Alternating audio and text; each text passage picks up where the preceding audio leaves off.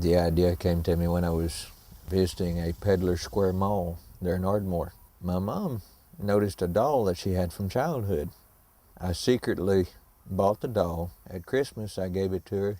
It invoked a happiness in her that I hadn't seen in a while. In that same Peddler Square Mall, there was a man that sold toys, wooden toys at a dimensional number, and he sold them. When I walked into that shop, it was what I call magic. I think when people find their calling in life, when God kind of puts a little bit of magic into their hearts and minds, and it just spoke to me. It said, this is what I want to do. Later on, I found some children at a Ardmore Community Children's Shelter, and I realized these children didn't have mom and dad. They didn't have anybody at all taking care of them, and they didn't have anybody building toys for them at Christmas.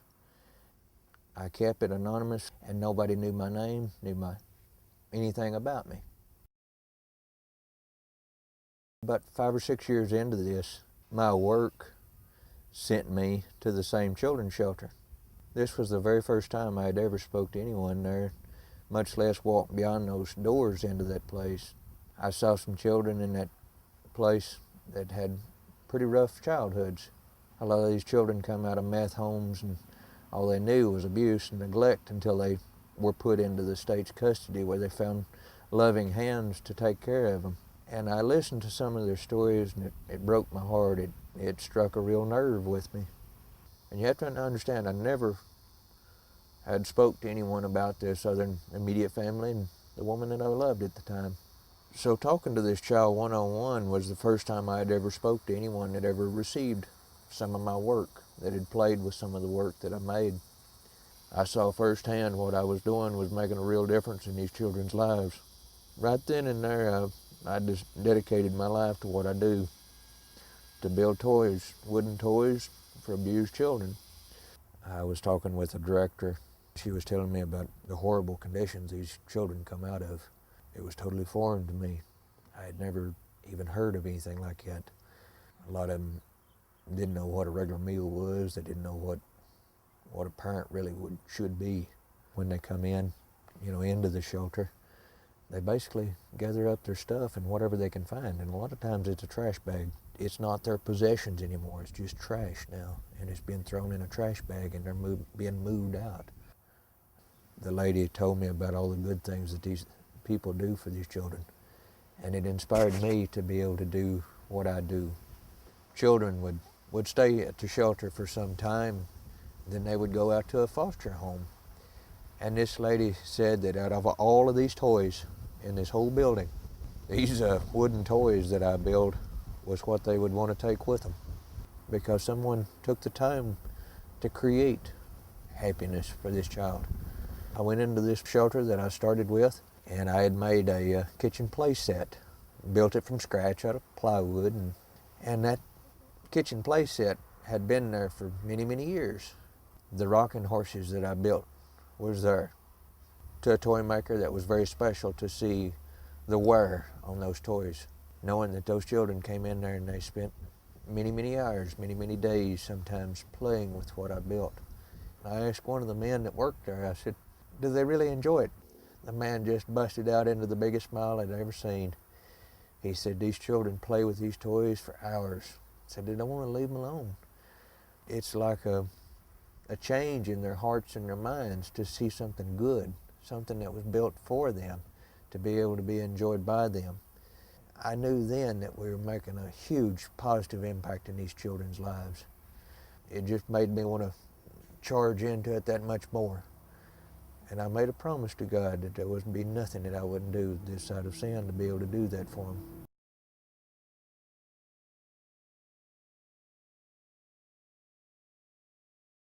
Some time ago, I asked God, I said, what do you want me to do with this?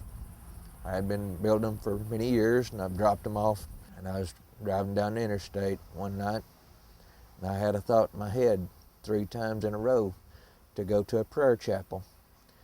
It's a place that I had been before. I was baptized there just maybe a year or 2 before that.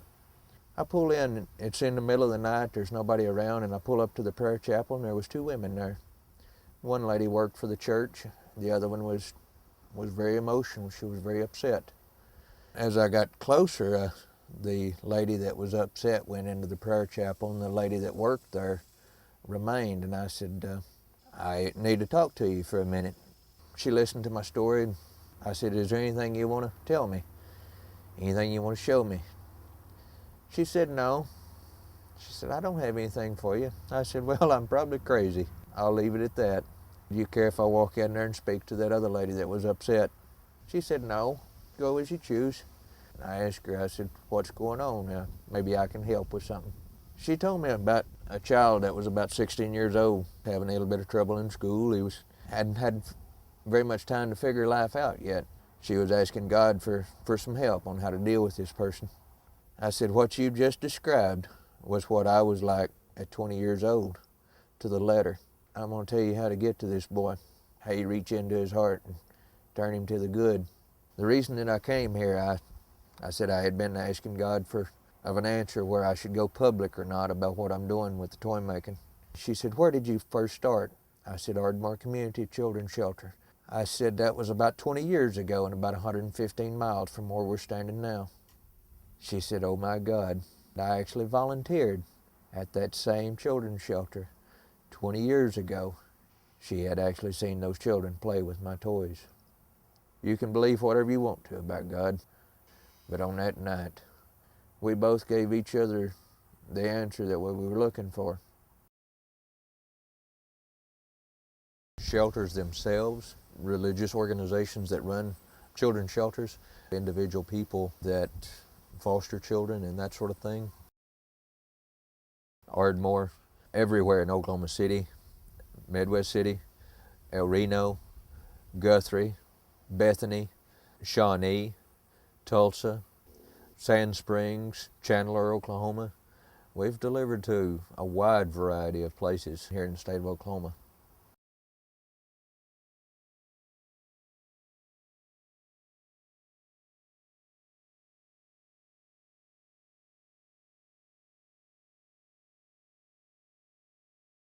Eventually, this organization will outgrow my ability to be able to finance the operations.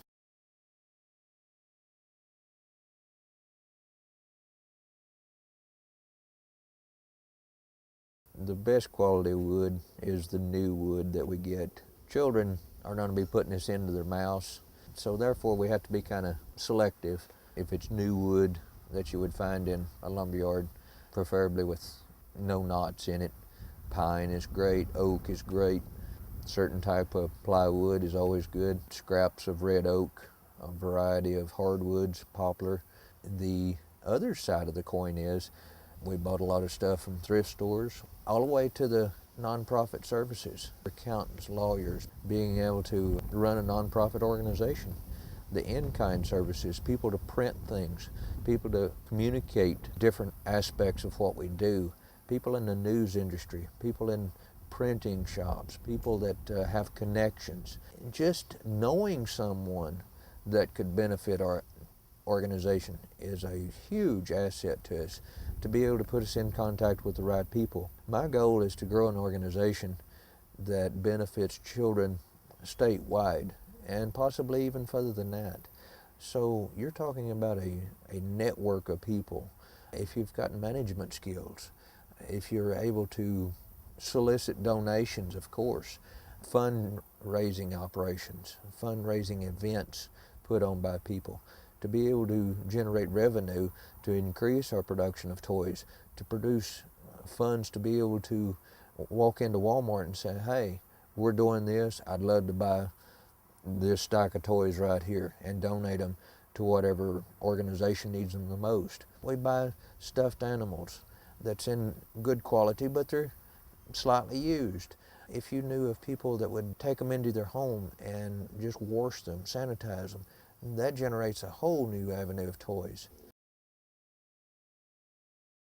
I work very closely with a lot of children's shelters, and a lot of people don't realize they need bare necessities that we take for granted: soap, shampoo, beds, mattresses, clothes. If you have connections to make that sort of thing happen, that would be wonderful. People that would be willing to donate usable furniture for these shelters, things that these shelters need, the foster parents need. So even though it's Good Samaritan Toys, I'm an opportunist. When I see someone over here being able to contribute something that is needed over here, I try to put the two together. Anything that you can give, your time, your donation of money, materials, whatever you can give will be greatly appreciated. And I give you this guarantee that I will put anything that you give me to my best ability to the benefit of these children. Because I believe in this cause, I've dedicated a lot of my life towards it. I will do this from now on. I know that these children have huge amounts of positive impact from what we do. And I also want to give the man above the credit for what we do. That's always been in my heart from day one. I appreciate it. Have a good day.